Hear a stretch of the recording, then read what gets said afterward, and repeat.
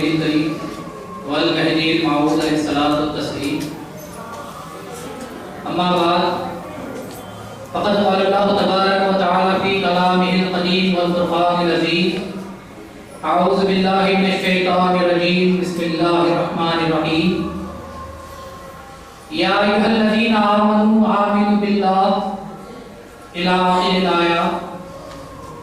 حضرت والد مرشد قبلہ دامت فیوزہم، مشائخ نظام، معزز سامعین، عزت مام خاطی، خدا تعالیٰ کا ارشاد ہے کہ اے ایمان والو اللہ پر ایمان لاؤ. اس آیت مبارکہ میں خدا تعالیٰ نے ایمان کی حقیقت کو بیان فرمایا کہ ایمان کیا ہوا کرتا ہے، کہ تم جو ایمان لائے ہو ان ایمان لائے ہوئے لوگوں سے خدا تعالیٰ ارشاد فرماتا ہے کہ تم اللہ پر ایمان لاؤ. یہ بات عام فہم نہیں، کیونکہ اس بات میں خدا تعالیٰ نے ایک بہت ہی ندرت کی بات کو خدا تعالیٰ نے اس میں پوشیدہ رکھا. کیونکہ اگر باہر کھڑے ہوئے لوگوں سے گزارش کی جائے کہ وہ اندر آ جائیں تو یہ بات سمجھ میں آنے والی بات ہے. اگر اندر بیٹھے ہوئے لوگوں سے آپ کہیں کہ آپ اندر آ جائیے تو لوگ کہیں گے کہ یہ ایسی بات ہوئی کہ ہم تو پہلے سے اندر ہیں، پھر ہم کو اندر آنے کی بات کیوں کہی جا رہی ہے. اسی طرح خدا تعالیٰ کے ارشاد فرما رہا ہے کہ اے ایمان والو اللہ پر ایمان لاؤ. تو معلوم ہوا کہ ہم جو سمجھتے ہیں کہ ایمان لانے کے معنی خدا کے پاس ایمان کے معنی کچھ اور ہیں، جس کو خدا تعالیٰ کہتا ہے کہ تم ایمان لاؤ. اور اس کی تشریح حضرت عمر فاروق رضی اللہ تعالیٰ عنہ نے فرمائی کہ آپ سے جب لوگوں نے پوچھا کہ ہم ایمان لائے ہیں، اس کے تعلق سے آپ ایمان کے تعلق سے آپ کیا فرماتے ہیں، تو حضرت عمر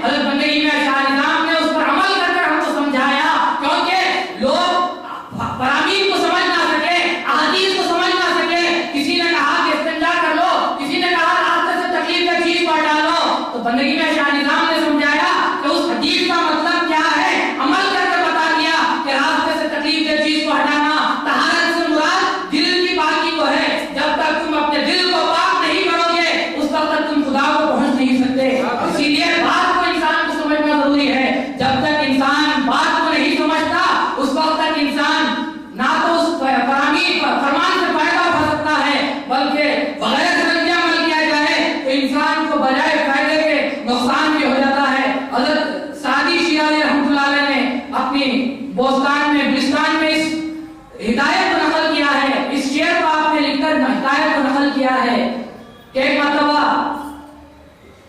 ایک آدمی دو دوست جا رہے تھے، ایک دوست کو مل کر دوسرے لوگوں نے، دو دوستوں میں سے ایک دوست کو دوسرے لوگوں نے مل کر مارنے لگے، کسی نے ہاتھ کو پکڑ لیا اور تمام لوگ مل کر اس کو مارنے لگے، تو اس کے ساتھ جو دوست تھا وہ فوراً سے بڑھتا ہے اور بڑھ کر جو دوست جس کا مار کھا رہا تھا اس کے ہاتھوں کو پکڑ لیتا ہے، اور وہ لوگ جو مار رہے تھے ان کو آسانی ہوتی ہے، وہ اور زیادہ مار کر چلے جاتے ہیں۔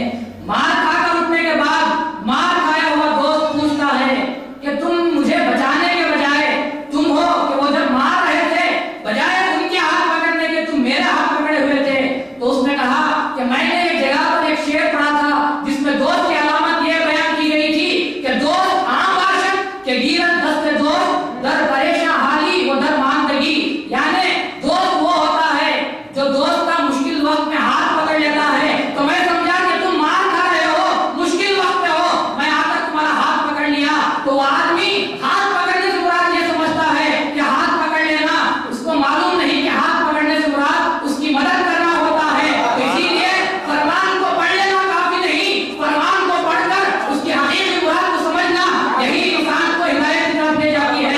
اور ہم تو اس قابل نہیں کہ آقا کے فرمان کو، رسول اللہ صلی اللہ علیہ وسلم کے فرمان کو، امامنا نبی اسلام کے فرمان کو سمجھ سکیں۔ خلفائے کرام ہی ہے جو عمل کرتے ہیں ہم کو فرامین سمجھاتے ہیں کہ اس فرمان کا یہ مطلب ہے، اس حدیث کا یہ مطلب ہے۔ خدا تعالیٰ سے دعا ہے کہ خدا تعالیٰ ہم کو خلفائے کرام نے جو ہمارے سامنے عملی نمونہ احادیث اور نقلیات کا پیش کیا ہے اس کو اپنے سامنے رکھتے ہوئے زندگی گزارنے کی توفیق عطا فرمائے۔ آمین۔ وآخر دعوانا